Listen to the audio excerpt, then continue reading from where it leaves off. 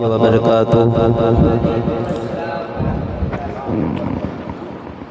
الحمدللہ رب العالمین والعاقبۃ للمتقین والصلاة والسلام علی سید الانبیاء والمرسلین، اما بعد فاعوذ باللہ من الشیطان الرجیم، بسم اللہ الرحمن الرحیم۔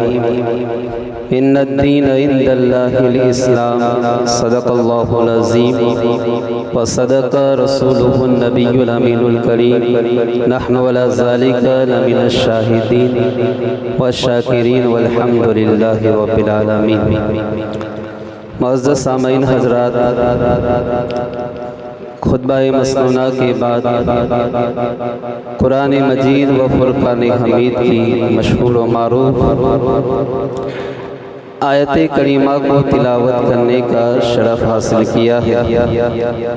آغاز گفتگو سے قبل ساری کائنات کے آقا و مولا حضور رحمت عالم نور مجسم صلی اللہ تعالی علیہ وسلم کی بارگاہ بے کس پناہ میں درود پاک کا نذرانہ پیش کرو اور پڑھے اللہم صلی علی سیدنا و مولانا محمد و بارک وسلم صلاة و سلام علیک یا رسول اللہ صلی اللہ تعالی علیہ وسلم۔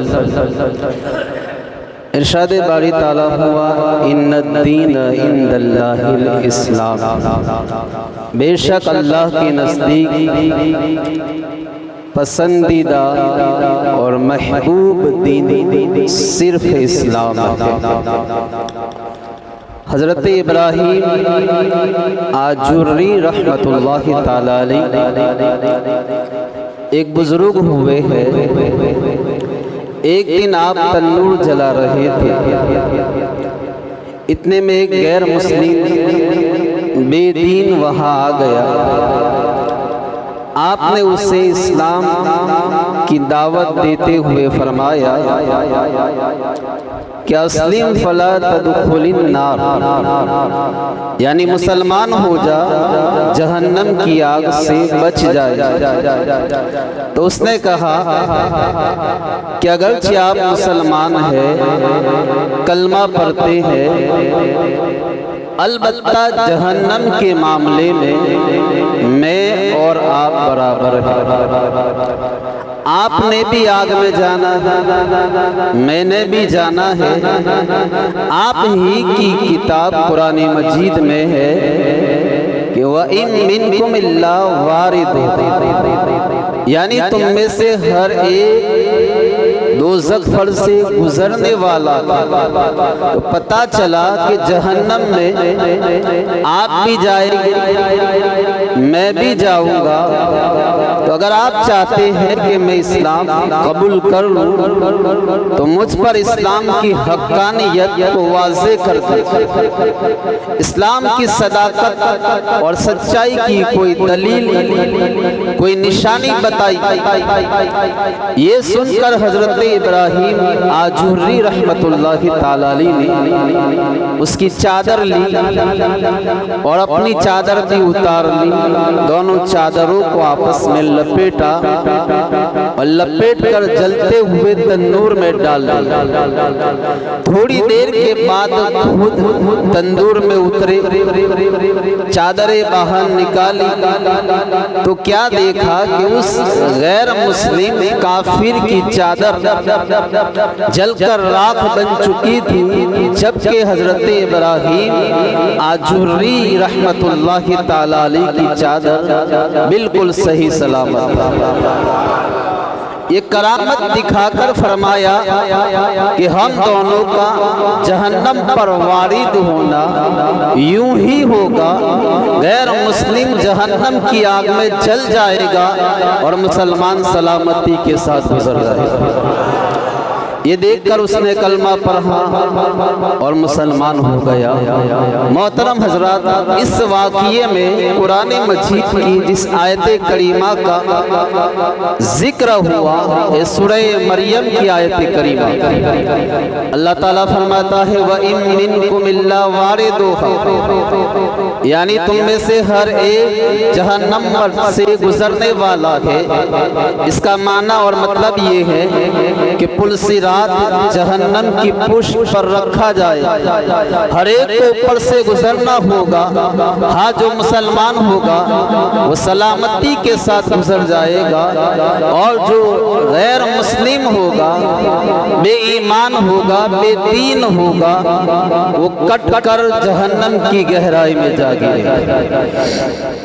تو کلمہ پڑھنے والے مسلمان کی کیا شان ہے؟ پل صراط بال سے زیادہ باریک، تلوار کی دھار سے زیادہ تیز، ہر ایک کو گزرنا ہی گزرنا۔ جب غیر مسلم بے ایمان کٹ کٹ کر جہنم میں گر رہے ہو، بندہ مومن سلامتی کے ساتھ گزر جائے گا۔ امام اہل سنت سیدی اعلیٰ حضرت فرماتے ہیں کہ پائے کوبا پل پر گزرے گے تیری آواز پر، پائے کوبا پل سے گزرے گے تیری آواز پر، رب سلیم کی صدا پر وجد لاتے جائیں گے۔ یعنی یا رسول اللہ، آپ کے دیوانے، آپ کے چاہنے والے، آپ کی امت پل صراط سے آپ کی رب سلیم کی صدا پر وجد کرتے ہوئے، مچلتے ہوئے، جھومتے ہوئے، ایریا مارتے ہوئے کیف و مستی کے عالم میں گزر جائے۔ محترم حضرات، الحمدللہ مسلمان ہے اور اللہ تعالیٰ نے ہمیں ایمان کی دولت سے نوازا ہے، سب سے بڑی نعمت ہے۔ اور یہ بات اچھی طرح ذہن میں بٹھا لیجیے کہ جب سے ہمارے آقا نے اعلان نبوت فرمایا، تب سے لے کر قیامت تک نجات کا راستہ صرف اور صرف اسلام ہے۔ اس کے علاوہ ہر وہ مذہب، ہر وہ دین، ہر وہ سوچ، وہ نظریہ جو اسلام کے مخالف ہے، نہ تو وہ قابل قبول ہے، نہ ہی نجات دلا سکتا۔ اللہ تعالیٰ فرماتا ہے وَمَن يَبْتَغِ غَيْرَ الْإِسْلَامِ دِينًا فَلَن يُقْبَلَ مِنْهُ، اور جو کوئی اسلام کے علاوہ کوئی اور دین چاہے گا تو اس سے قبول نہیں کیا جائے گا۔ تو پتہ چلا کہ نجات دلانے والا صرف اور صرف اسلام ہے، اس کے علاوہ نجات کا کوئی اور راستہ نہیں ہے۔ حدیث پاک میں ہے،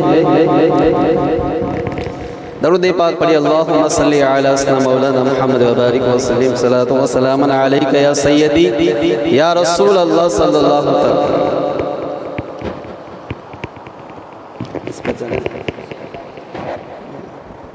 درود پاک پڑھی آپ حضرات اللہم صلی علی سیدنا مولانا محمد و بارک۔ تو محترم حضرات، نجات کا راستہ صرف اور صرف اسلام ہے، اس کے علاوہ نجات کا کوئی اور راستہ نہیں ہے۔ حدیث پاک میں ہے کہ ایک مرتبہ حضرت فاروق اعظم رضی اللہ تعالیٰ عنہ بارگاہ رسالت میں حاضر ہوئے۔ آپ کے ہاتھ میں توریت کا نسخہ تھا، توریت پڑھنا شروع کر دی۔ ادھر یہ توریت پڑھنے میں مصروف تھے، ادھر جلال کی وجہ سے محبوب نبی صلی اللہ علیہ وسلم کے چہرے کا رنگ تبدیل ہو رہا۔ صدیق اکبر نے جلال مصطفیٰ کو دیکھا تو صدیق اکبر نے کہا کہ اے عمر، چہرے پور نور کو تو دیکھو۔ جیسے ہی حضرت عمر نے چہرے مصطفیٰ کو دیکھا، جلال کی کیفیت ملاحظہ کی تو لرز گئے، फौरन तौरात को बंद कर दिया, बारगाह रिसालत में माफी के तलबगार हुए। तो नबी पाक ने फरमाया कि कसम है उस जात की जिसके कब्ज़े कुदरत में मेरी जान है, अगर हजरत मूसा अलैहिस्सलाम खुद ज़ाहिरी जिंदगी के साथ दोबारा दुनिया में तशरीफ ले आए और तुम मुझे छोड़कर उनकी पैरवी शुरू कर दो तो सीधे रास्ते से भटक जाओ।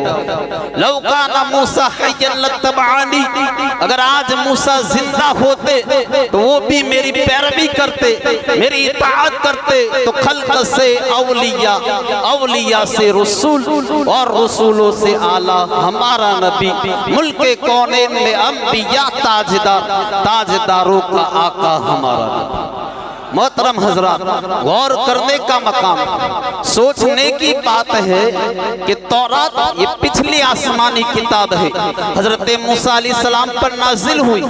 एक अरसे तक यही किताब मेयारे हिदायत रही है, राहे नजात रही है। सदियों तक लोग उस पर अमल करते रहे, नजात पाते रहे, रहमतों के हकदार होते रहे। बनी इसराइल उस पर अमल करके फतह और कामयाबी हासिल करते रहे। तौरात आसमानी किताब है, उसे देखना भी सवाब था, उसे पढ़ना भी सवाब था। अब जबकि महबूब करीम तशरीफ ला चुके, ऐलान नबूवत फरमा चुके, इसके बाद अब ये किताब, ये तौरात ना राहे नजात रही, ना उस पर अमल कर सकते हैं, उस पर उसका अमल भी मनसूख हो गया, खत्म हो गया। तो मोहतरम हजरात, जब पिछली आसमानी किताबों के मुताल्लिक ये हुक्म है तो गौर फरमाइए, आज जो नए नए फितने उठ रहे हैं, नए नए मजहब बनाए जा रहे हैं, नए नए तौर तरीके इजाद किए जा रहे हैं, तो ये राहे हिदायत और राहे नजात कैसे हो सकते हैं? पता चला जब प्यारे मुस्तफा दुनिया में तशरीफ ले आए, ऐलान नबूवत फरमा दिया, अब क़यामत तक नजात का एक ही रास्ता है और उसे इस्लाम कहते हैं। आज फितनों का दौर है, आए दिन नए नए फितने सर उठाते हैं। उनमें एक फितना इल्हाद यानी बेदीनी का, उन बेअक्लों का कहना है कि इंसान को जिंदगी गुजारने के लिए किसी मजहब और किसी दीन की जरूरत नहीं है, बस जो अपनी अकल कहे उस पर चलते रहो। ये ऐसे बेदीन है कि अल्लाह के वजूद का इनकार करते हैं। इसी तरह गैर मुस्लिम तहजीबों का फितना, इसी तरह सेक्युलरिज्म, सोशलिज्म, रैशनलिज्म, ये फितने न जाने कैसे कैसे सर उठाते हैं। फिर आज जदीद टेक्नोलॉजी का दौर है, बच्चे बच्चे के पास मोबाइल है, इंटरनेट है, सोशल मीडिया मौजूद है। पहले ये होता था कि एक जगह फितना उठता था, वहीं तक रह जाता था, दूसरे शहर या दूसरे मुल्क में उसके असरात फैलने से, पहुंचने से पहले फितना खत्म हो जाता। लेकिन आज सोशल मीडिया ने तबाही मचा रखी है, दुनिया के एक कोने में फितना उठता है, चंद मिनटों में पूरी दुनिया में उसके असरात फैल जाते हैं। तो ऐसे हालात में हम क्या करें? हम अपने ईमान की हिफाजत कैसे करें? हम अपने ईमान को कैसे बचाएं? अल्लाह का पसंदीदा दीन दीन इस्लाम पर कायम कैसे रहे? तो अल्लाह ताला ने फरमा दिया, फ़अक़िम वजह लिद्दीन हनीफा, यानी तू हर बातिल से अलग होकर अपना चेहरा अल्लाह की इताअत के लिए सीधा रखो। यानी ईमान बचाना है, ईमान की सलामती चाहते हो, ईमान पर कायम रहना चाहते हो, तो हर तरफ से तवज्जो हटाकर दीन को अपना मरकज बना लो, दीन को अपना किबला बना लो। कोई कुछ भी कहता रहे, कैसी दलीलें देता रहे, कैसी लालच दे, मगर किसी तरफ नजर नहीं करनी है, किसी की बात नहीं सुननी है। हर बातिल से कटकर अपने दिल, दिमाग, आंख वगैरह का किबला दीन को बना लो, ताकि भटकने का कोई इम्कान बाकी ना रहे। मोहतरम हज़रात, इसी तरह आज रैशनलिज्म यानी अकल परस्ती का फितना बड़ा आम हो चुका। जिसे देखिए वो अपनी अकल की बात करता है, अपनी समझ की बात करता है, और दीनी अहकाम के मुकाबले में अपनी समझ की बात की जाती है। किसी को सूद का हराम होना समझ नहीं आता। कोई कहता है कि इस्लाम ने इतनी पाबंदियां क्यों लगाई, कोई कहता है कि पर्दे का हुक्म क्यों ہے، کوئی کہتا ہے کہ وراثت میں عورت کا آدھا حصہ کیوں ہے، کوئی کہتا ہے کہ مرد 4 شادیاں کر سکتا ہے، عورت کیوں نہیں کر سکتی۔ غرض کے ایک سے ایک سوال اٹھتے ہیں، لیکن یاد رکھو دین کا درجہ سب سے بلند ہے۔ جہاں دین شروع ہوتا ہے وہاں عقل کی پہنچ ختم ہو جاتی ہے۔ محترم حضرات، تو آج فتنوں کا دور ہے، اور کتنی حیرانی کی بات ہے کہ جن کا دعویٰ ہے، جو بے دین ہے، بے عقل ہے، بے مذہب ہے، الحاد اور ملحد ہے، مرتد ہے، جن کا دعویٰ ہے کہ عقل سے ہم سب کچھ کر سکتے ہیں، مگر ابھی تک وہ اپنے آپ کو، اپنی صلاحیتوں کو، اپنی اہمیت کو نہیں پہچان سکتے۔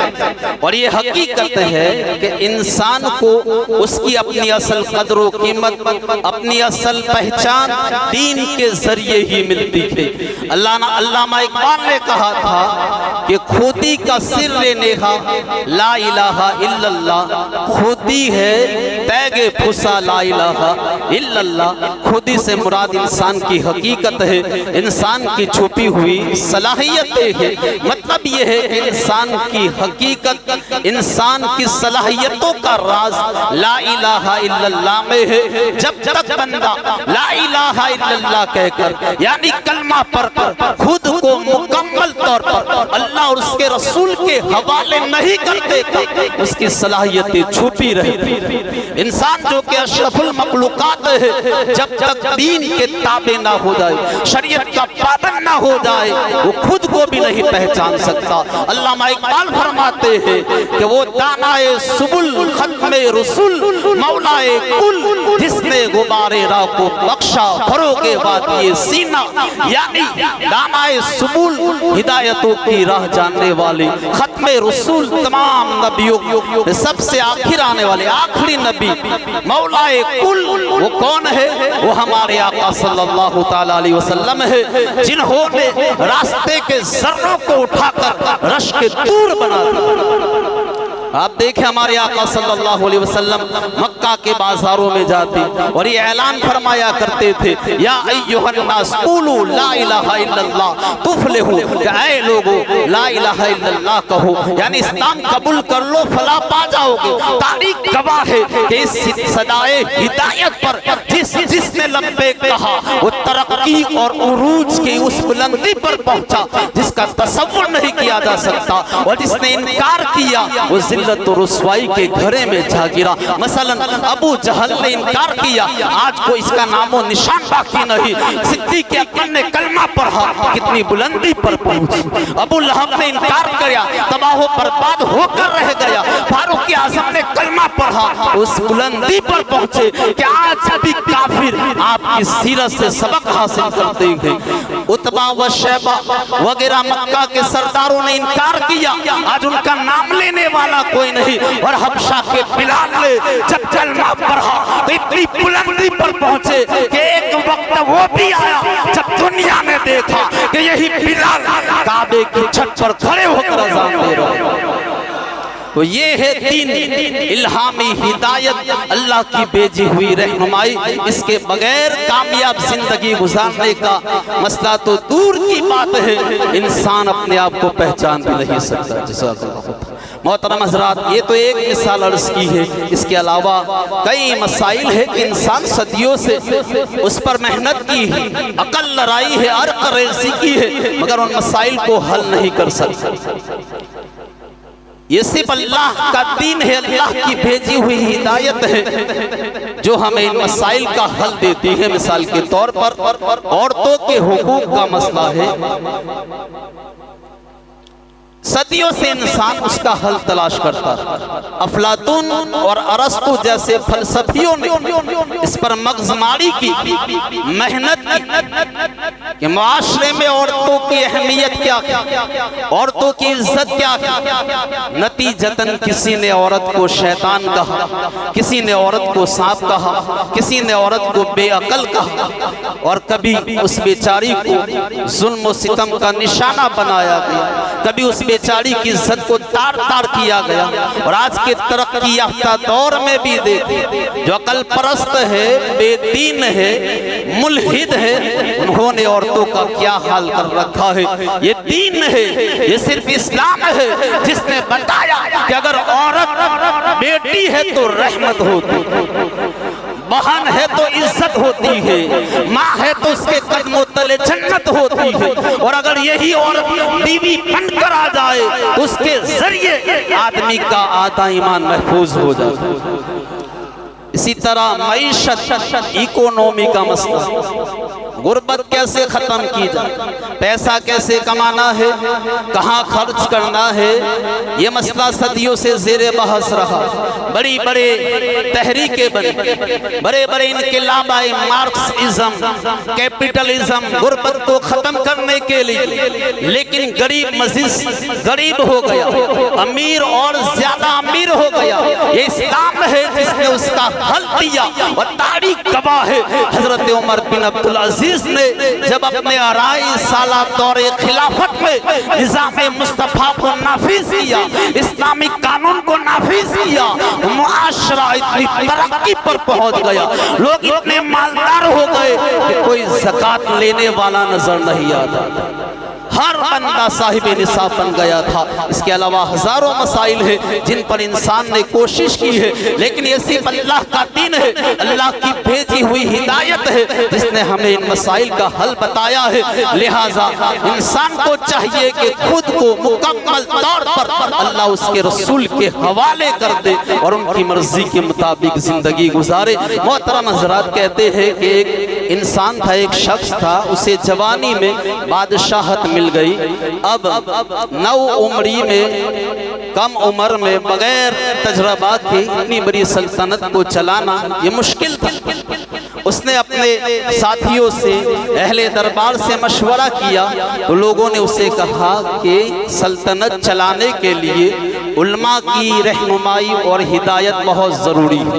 یہ بات اس نوجوان بادشاہ کے سمجھ میں آئی۔ اس نے شہر بھر کے علماء، مشائخ کو جمع کیا اور ان کی خدمت میں عرض کیا کہ آپ میرے پاس رہا کیجیے، اگر میں کوئی غلط کام کروں تو میری اصلاح کر دے، اور اگر اچھا کام کروں تو میری تائید اور تصدیق کرے۔ اب علماء کرام نے یہ ذمہ داری اٹھا لی۔ وہ نوجوان بادشاہ علماء کرام کی رہنمائی میں سلطنت چلانے لگا۔ 400 سال تک اس نے کامیابی کے ساتھ سلطنت چلائی۔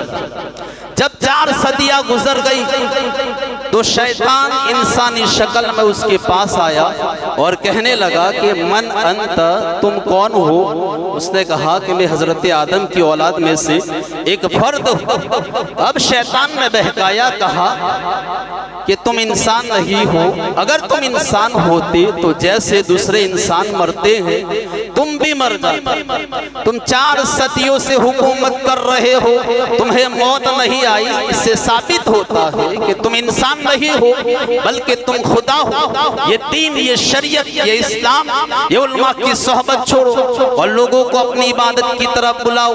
اب یہ بادشاہ شیطان کی باتوں میں آ گیا، عقل کا بھوت اس پر سوار ہو گیا اور اس نے خدائی کا دعویٰ کر دیا۔ ادھر اللہ تعالیٰ نے اس زمانے کے نبی کو وحی فرمائی اور فرمایا کہ اسے بتا دیجئے جب تک تو دین پر قائم رہا، جب تک تو سیدھے رستے پر قائم رہا، میں نے تیری سلطنت کو زبردست طریقے سے قائم رکھا۔ اب تو نے میری نافرمانی شروع کر دی ہے، میری عزت و جلال کی قسم، وقت نصر نامی ظالم بادشاہ تجھ پر مسلط کر دیا جائے گا۔ چنانچہ ایسا ہی ہوا۔ کچھ عرصے کے بعد وقت نصر نے حملہ کیا، اسے قتل کر دیا اور اس کی سلطنت پر قبضہ کر لیا۔ محترم حضرات، اس واقعے سے ہمیں کیا سبق ملا؟ بادشاہ تھا، خزانوں والا تھا، 400 سال تک حکومت کر چکا تھا۔ جب تک دین کا تابع رہا، شریعت کا تابع رہا، اسلام پر چلتا رہا، اللہ اس کے رسول کا فرما بردار رہا، اس کی سلطنت چلتی رہی۔ اور جب دین سے منہ موڑا، دین سے انکار کیا تو تباہ و برباد ہو کر رہ گیا۔ تو ہمارے لیے بھی سبق ہے کہ ہر لمحہ، ہر ہر وقت زندگی کے ہر معاملے میں ہر لحاظ سے ہمیں دین اور شریعت کا فرما بردار رہنا ہے. اسی میں ہماری بھلائی ہے, اسی میں ہماری کامیابی ہے, اور اسی میں ہماری عزت ہے, اور یہی ہماری زندگی کا اصل معیار ہے.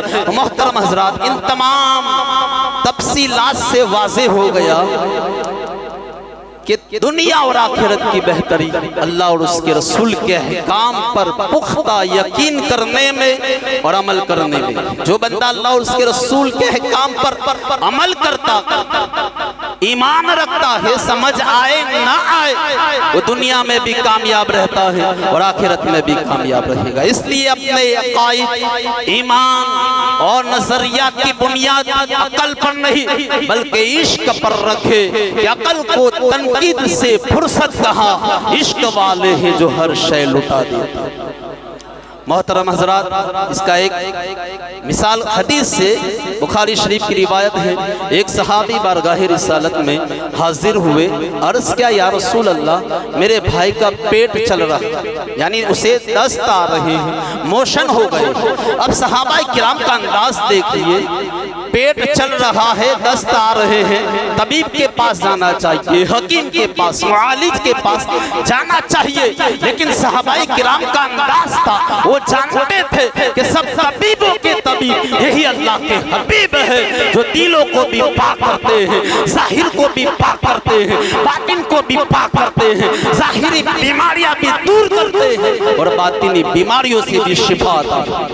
خیر, ان صحابی نے اپنے بھائی کا مسئلہ عرض کیا. محبوب نبی نے فرمایا کہ جاؤ اور اسے شہد پلا. واپس گئے, شہد پلایا. اب مسئلہ حل ہونے کی بجائے اور بڑھ گیا, یعنی دست پہلے سے زیادہ آنا شروع ہو گیا. پھر بارگاہ رسالت میں حاضر ہوئے, عرض کی, سرکار نے فرمایا جاؤ اسے شہد پلا. واپس گئے, دوبارہ شہد پلایا, مرض اور بڑھ گیا. پھر حاضر ہوئے, اپنی عرضی پیش, فرمایا جاؤ اسے شہد پلاؤ. تیسری بار شہد پلایا تو مرض, بیماری اور زیادہ بڑھ گئی. اب چوتھی بار خدمت میں حاضر ہوئے, عرض کیا یا رسول اللہ, اپنی عرضی پیش کی. سرکار نے فرمایا کہ اللہ تعالیٰ سچا ہے, تیرے بھائی کا پیٹ جھوٹا ہے, کیونکہ اللہ تعالیٰ نے مجھے بتایا ہے کہ اس کا علاج شہد پینے میں, اس کا علاج شہد میں ہے. اب اگر شہد سے بھی وہ ٹھیک نہیں ہو رہا تو اللہ تعالیٰ سچا ہے, قصور تیرے بھائی کے پیٹ کا ہے. اب کی بار جاؤ اسے شہد پلاؤ. جب چوتھی مرتبہ شہد پلایا تو اسے آرام ہو. اب قربان جائیے صحابی رسول کے ایمان. ہم ڈاکٹر کے پاس جاتے ہیں, ڈاکٹر دوائی لکھ کر دیتا ہے, اگر آرام نہ آئے تو دو بار, پھر بھی آرام نہ آئے تو ہم ڈاکٹر بدل لیتے ہیں. لیکن صحابی کا ایمان دیکھو, دوا سے آرام تو کیا ملنا تھا, مرض اور بڑھ گیا. پھر گئے, پھر وہی دوا, پھر مرض بڑھ گیا. پھر گئے, پھر وہی دوا ملی, پھر مرض بڑھ گیا. بار بار چکر لگاتے ہیں, نہ دوا بدل رہی ہے نہ آرام آ رہا ہے. اتنے چکر کاٹنے کے بعد بھی ان کا دل میلا نہیں ہوا, اعتماد نہیں ٹوٹا, کیونکہ وہ جانتے تھے کہ اگر آرام مل سکتا ہے, شفا مل سکتی ہے, تو یہی وہ در ہے جہاں سے شفائیں ملا کرتی ہے. لہذا ایسا ایمان رکھو کہ دنیا ادھر کی ادھر ہو جائے, مصطفیٰ کے ایمان فرمان سے ایمان نہیں ہٹنا چاہیے. محترم حضرات, تو کامیابی کا راستہ, نجات کا راستہ صرف اور صرف اسلام ہے, صرف اور صرف دین پر, شریعت پر عمل کرنے میں ہے. محترم حضرات, آج ہم اللہ اور اس کے رسول کو, دین کو, شریعت کو مانتے ہیں, لیکن بعض دفعہ ایسا ہوتا ہے کہ اپنی ذاتی مزاج کی وجہ سے, ذاتی عزت کی وجہ سے, معاشرے میں رائج رسم و رواج کی وجہ سے ہم دین کو چھوڑ دیتے, شریعت کو پس پشت ڈال دیتے, شریعت پر عمل نہیں کرتے. آپ نے دیکھا ہوگا شادی اور خوشی کے موقع پر لوگوں کا ذہن ہوتا ہے کہ اگر ڈھول بازے نہ ہوئے تو لوگ کیا کہیں؟ لوگ طرح طرح کی باتیں بنائیں گے، شادی میں لطف نہیں آئے گا۔ اسی طرح منگنیوں کا پردے کا حال ہے۔ جو بھی اسلامی حکم ہے آپ دیکھیں، ہمارے یہاں ایک ہی سوچ ہے، لوگ کیا کہیں۔ تو اس دنیاوی عزت کے خاطر ہم شریعت کو پشے پوش ڈال دیتے، لہٰذا اس دنیاوی عزت کے خاطر دین میں رکاوٹ نہ ڈالیں، ہر چیز سے بڑھ کر دین کو ترجیح دے، دین اور شریعت نے جو احکام دیے ہیں اس پر عمل کرے، پھر دیکھیں اللہ تعالیٰ کیسے عزت عطا فرماتا ہے۔ بصرہ میں ایک بزرگ ہوئے ہیں حضرت مسکی رحمت اللہ تعالی علیہ، مشک کو عربی زبان میں مسک کہتے ہیں۔ یہ بزرگ ہر وقت مشک بار رہا کرتے، خوشبودار رہا کرتے تھے، یہاں تک کہ جس راستے سے گزر جاتے وہ راستہ مہک اٹھتا۔ مسجد میں تشریف لاتے، ان کی خوشبو سے لوگوں کو معلوم ہو جاتا کہ حضرت مسکی تشریف لے آئے۔ ایک مرتبہ کسی نے کہا کہ حضور آپ کو خوشبو خریدنے پر کافی رقم خرچ کرنی ہوتی ہو؟ فرمایا کہ نہیں، میں نے کبھی نہ خوشبو خریدی ہے نہ کبھی خوشبو لگائی ہے۔ کہا پھر یہ خوشبو کہاں سے آتا؟ آپ اتنے مشک بار خوشبودار کیوں ہے؟ فرمایا کہ میں بغداد کے ایک خوشحال گھرانے میں پیدا ہوا، میری اچھی تعلیم و تربیت ہوئی، میں بڑا خوبصورت اور با حیا شرم و حیا والا تھا۔ کسی نے میرے والد سے کہا کہ اسے بازار میں بٹھاؤ تاکہ لوگوں کے ساتھ گھل مل جائے اور اس کی حیا شرم کم ہو۔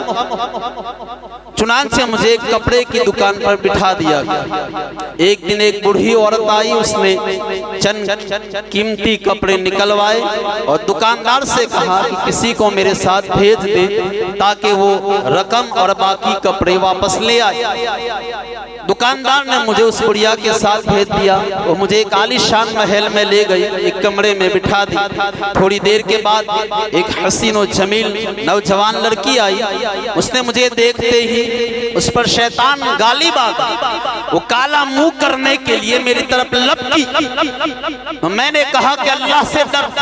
اس وقت مجھے گناہ سے بچنے کا ایک خیال آیا، میں نے کہا میں استنجا خانے میں جانا چاہتا ہوں، میں استنجا کرنا چاہتا ہوں۔ اس نے کنیزوں کو آواز دی، وہ مجھے استنجا خانے میں لے آئی۔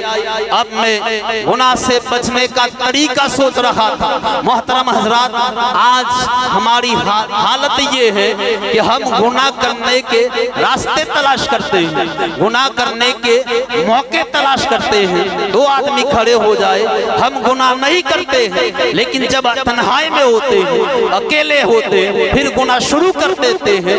تو وہ نوجوان ایسا تھا، گناہ سے بچنے کا، زنا سے بچنے کا راستہ ڈھونڈ رہا تھا۔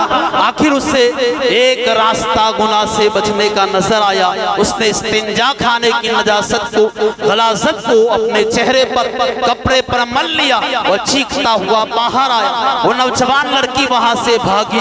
اب یہ نوجوان باہر نکلا، ایک باغ میں آیا، اس نے کپڑے دھوئے، بدن کو صاف کیا اور یہ بات کسی کو نہیں بتائی۔ اسی رات جب یہ سویا تو خواب میں ایک ہستی آئی اور کہنے والا کہہ رہا تھا کہ آج تم کو حضرت یوسف علیہ السلام سے ایک عظیم نسبت حاصل ہو گئی۔ پھر کہنے والے نے کہا جانتے ہو میں کون ہوں؟ کہا کہ نہیں۔ کہا میں جبریل امین ہوں۔ اس کے بعد انہوں نے میرے بدن پر، چہرے پر ہاتھ پھیر دیا اور اسی دن سے میرے اندر ایک مشک کی خوشبو آنے لگی ہے۔